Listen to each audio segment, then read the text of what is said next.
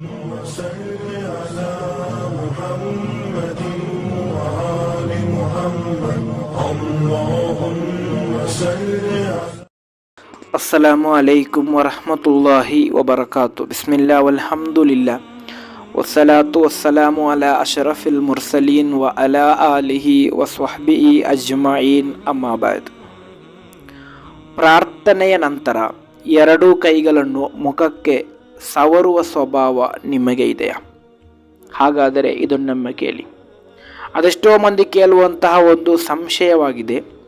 ಆ ರೀತಿ ಪ್ರಾರ್ಥನೆಯ ನಂತರ ಎರಡು ಕೈಗಳನ್ನು ಮುಖಕ್ಕೆ ಸವರುವುದು ಸುನ್ನತ್ತಾಗಿದೆ. ಪ್ರವಾದಿ ಸಲ್ಲಲ್ಲಾಹು ಅಲೈಹಿ ವಸಲ್ಲಮರು ಆ ರೀತಿ ಮಾಡಿದಂತಹ ಎಲ್ಲಾದರೂ ಹದೀಸ್ನಲ್ಲಿ ಇದೆಯಾ ಎಂಬಂತಹ ಪ್ರಶ್ನೆ. ಇನ್ಶಾ ಅಲ್ಲಾಹ್ ಆ ರೀತಿಯಾದಂತಹ ನಿಮ್ಮ ಎಲ್ಲ ಸಂಶಯಕ್ಕೂ ಇರುವಂತಹ ಒಂದು ಉತ್ತರವಾಗಿದೆ ಇವತ್ತಿನ ಹದೀಸ್. ಇಮಾಮ್ ತುರ್ಮುಜಿ ರಲಿಯಲ್ಲಾಹು ಅನ್ಹು ರವರು ವರದಿ ಮಾಡಿದಂತಹ ಹದೀಸ್ ಉಮರ್ ಇಬ್ನ್ ಖತ್ತಾಬ್ ರಲಿಯಲ್ಲಾಹು ಅನ್ಹು ರವರಿಂದ ನಿವೇದನೆ. ಕಾಲ ಮಹಾನರು ಹೇಳುತ್ತಾರೆ, ಕಾನ ರಸೂಲುಲ್ಲಾಹಿ ಸ್ವಲ್ಲಲ್ಲಾಹು ಅಲೈಹಿ ವಸಲ್ಲಂ, ಪ್ರವಾದಿ ಸ್ವಲ್ಲಲ್ಲಾಹು ಅಲೈಹಿ ವಸಲ್ಲಮರು ಆಗಿದ್ದರು.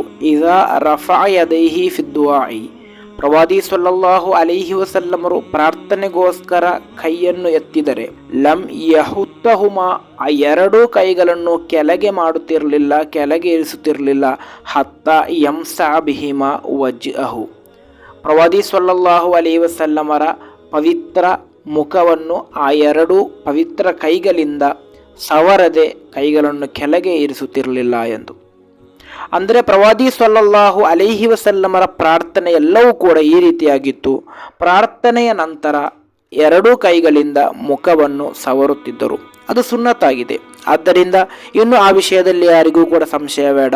ಅದೇ ರೀತಿ ಕೈಯಿಂದ ಮುಖಕ್ಕೆ ಸವರುತ್ತಿದ್ದರು ಎಂಬುದೇ ಹದೀಸ್ನಲ್ಲಿದೆ. ಇನ್ನು ಕೇವಲ ಚುಂಬನೆ ಮಾಡಿದರೆ ಸಾಕ ಎಂದು ಕೇಳುವಂತಹ ಜನರಿರಬಹುದು. ಇಲ್ಲ, ಸವರುವುದು ಸುನ್ನತ್ತಾಗಿದೆ.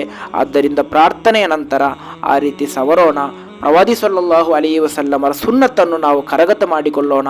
ಅಲ್ಲಾಹನು ಈ ರೀತಿಯಾದಂತಹ ಎಲ್ಲ ಸುನ್ನತ್ತುಗಳನ್ನು ನಮ್ಮ ಜೀವನದಲ್ಲಿ ಅಳವಡಿಸಲು ತೌಫೀಕ್ ನೀಡಿ ಅನುಗ್ರಹಿಸಲಿ. ಅಸ್ಸಲಾಮು ಅಲೈಕುಂ ವರಹಮತುಲ್ಲಾಹಿ ವಬರಕಾತು.